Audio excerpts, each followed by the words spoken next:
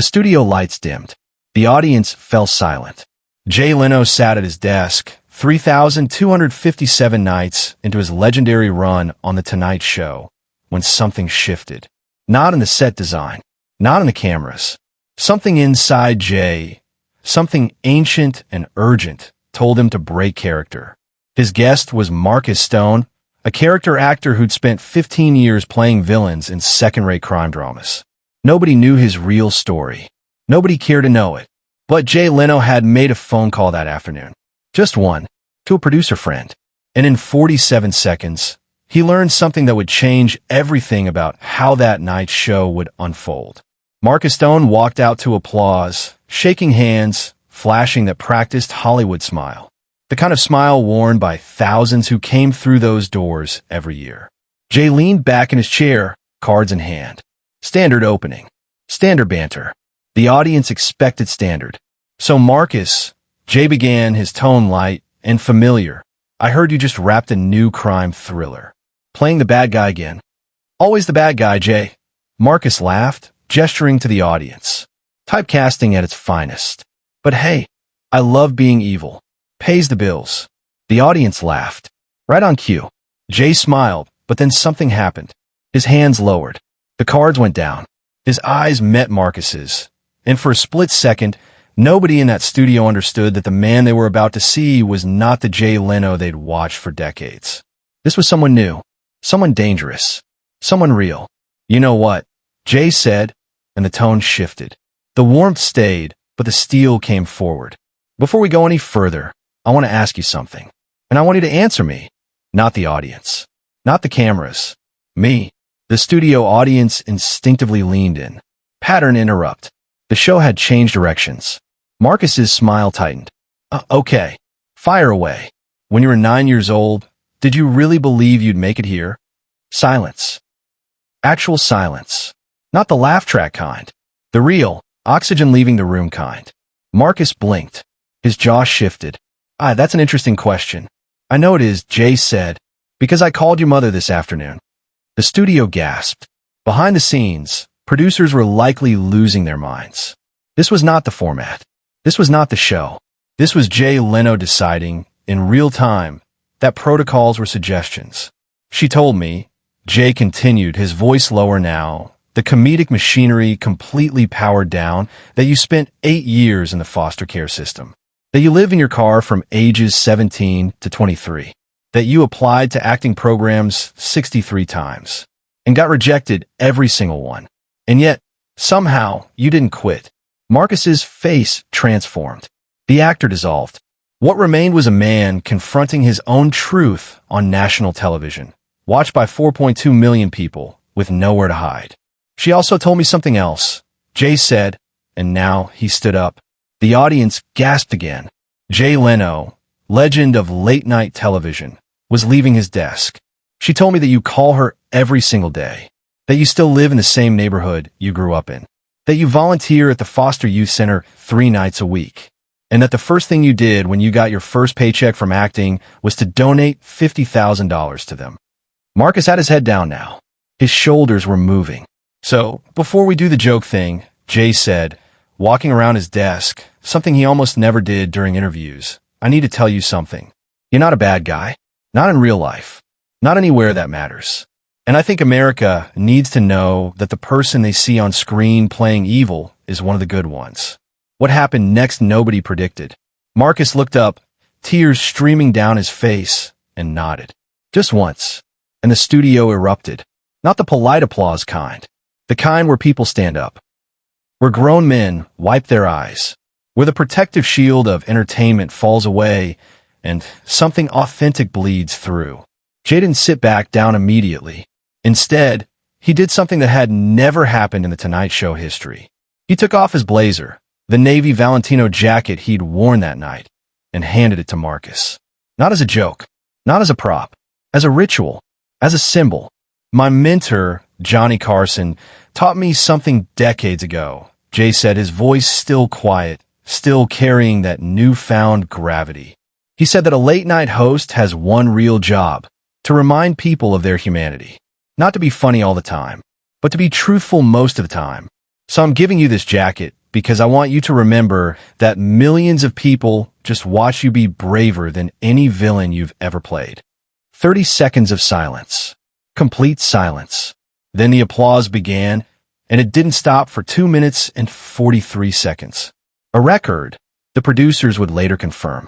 Marcus held the jacket against his chest like it was made of light. The show continued that night, but differently. The comedic bits came after. Jay and Marcus spoke for another 8 minutes, and in that conversation, Jay revealed details that made Marcus's journey even more stunning.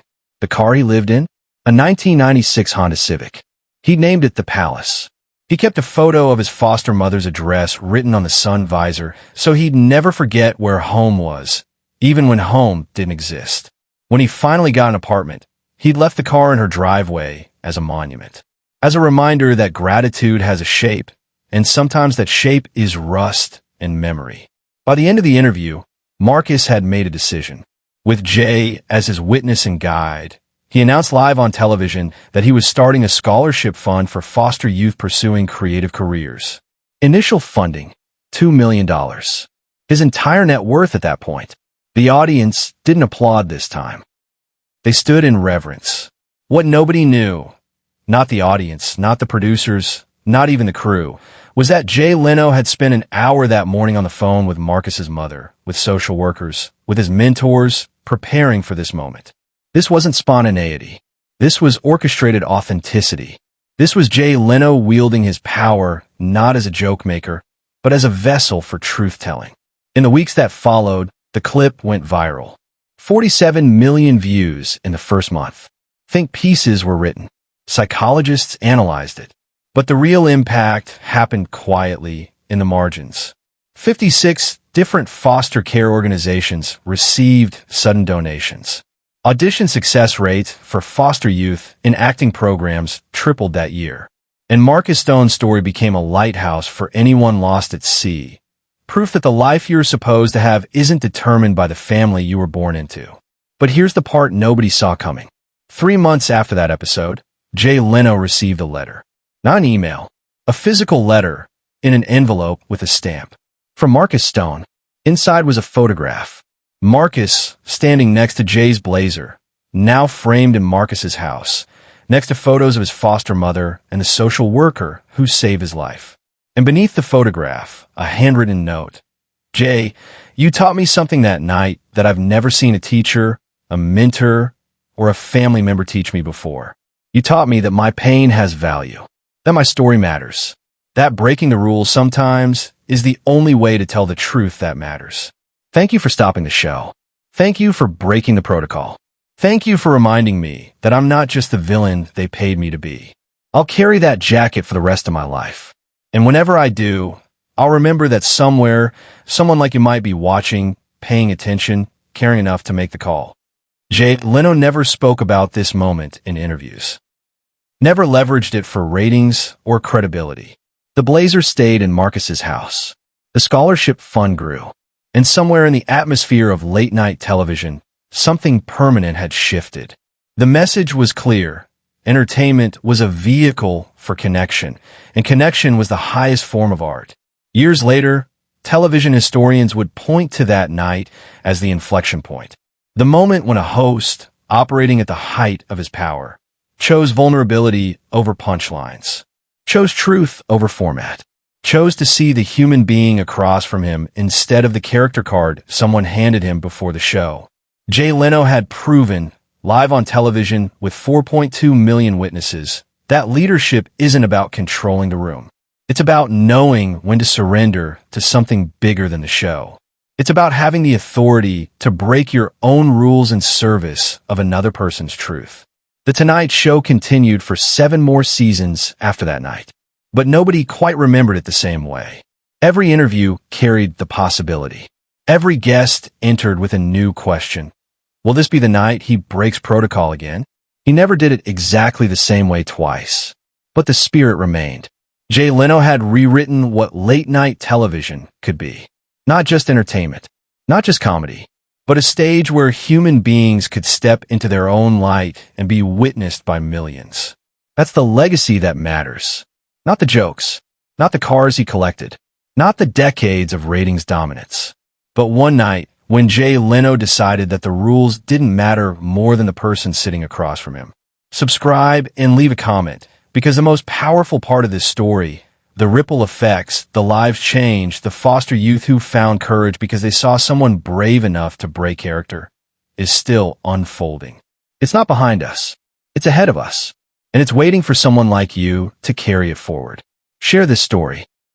Share it because it proves that in a world obsessed with entertainment, what we're really hungry for is truth.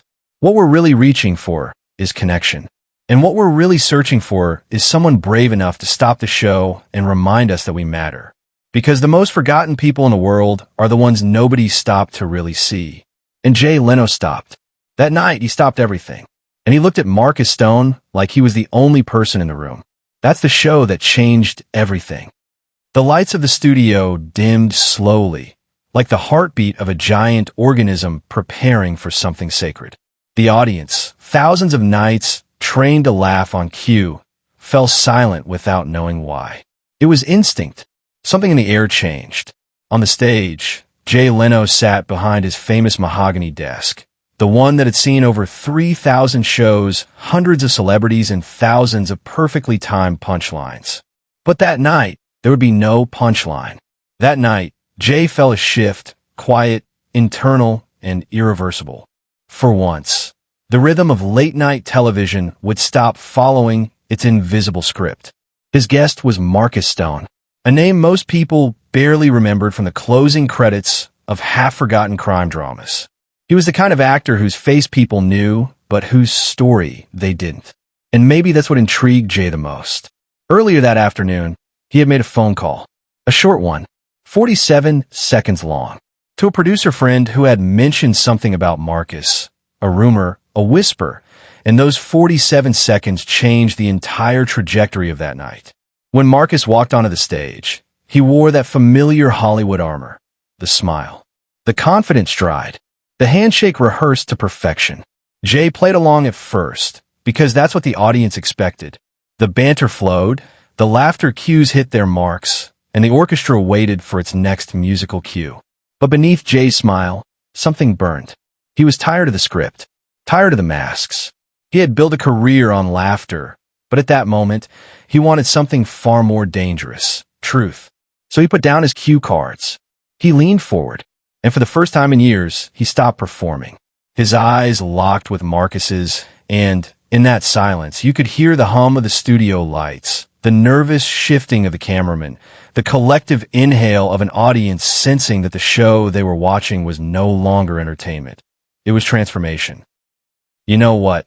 Marcus, said quietly, before we go any further, I want to ask you something. Not for the audience, not for the cameras, just for me. When you were 9 years old, did you believe you'd ever make it here? The words hung in the air like a confession.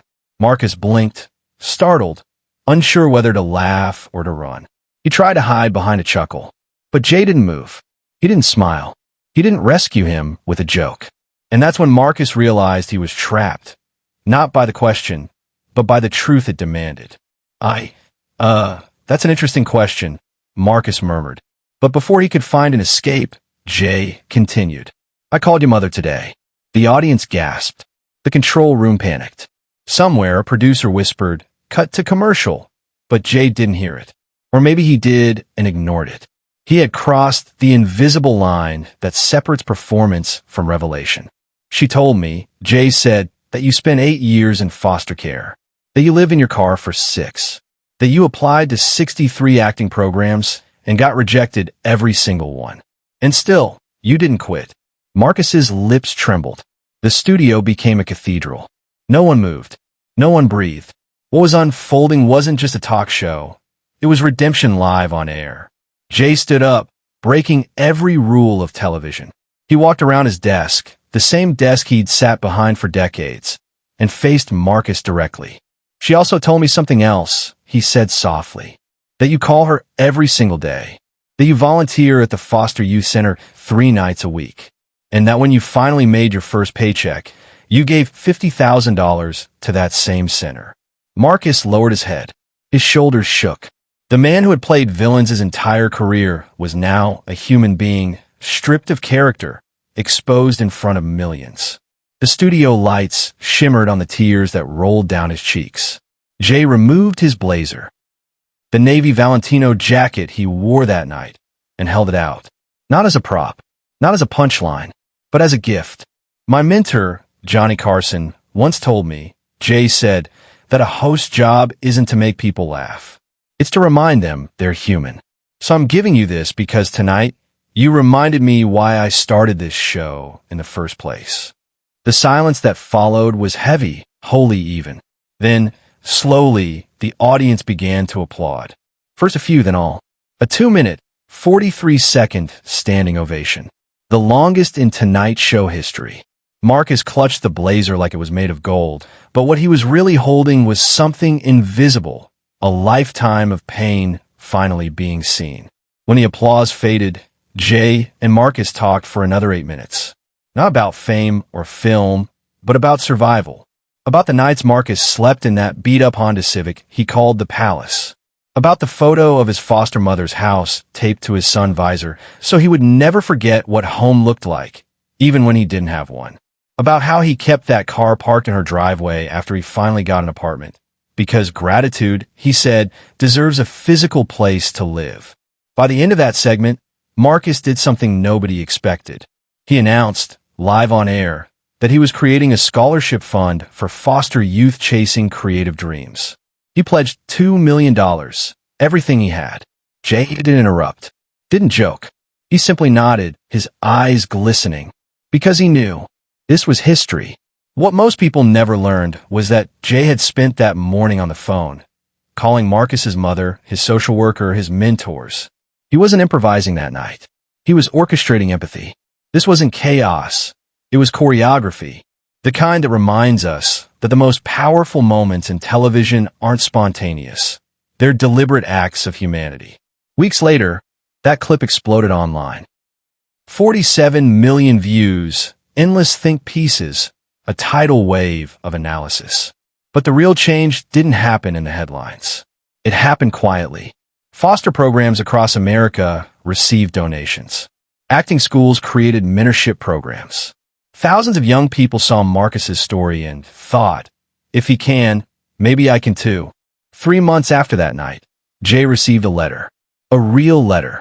In it, a photo, Marcus standing beside the framed blazer, hanging on his wall between pictures of his foster mother and the social worker who'd saved his life. The note read, "You taught me something no one else ever did. You taught me that my pain has value, that my story matters, that breaking the rules is sometimes the only way to tell the truth. Thank you for stopping the show. Thank you for reminding me that I'm more than the villain they paid me to be." Jay never mentioned it publicly, never used it for fame or press. But everyone who worked on The Tonight Show knew that night had changed him. The laughter returned, yes, but so did something else, purpose.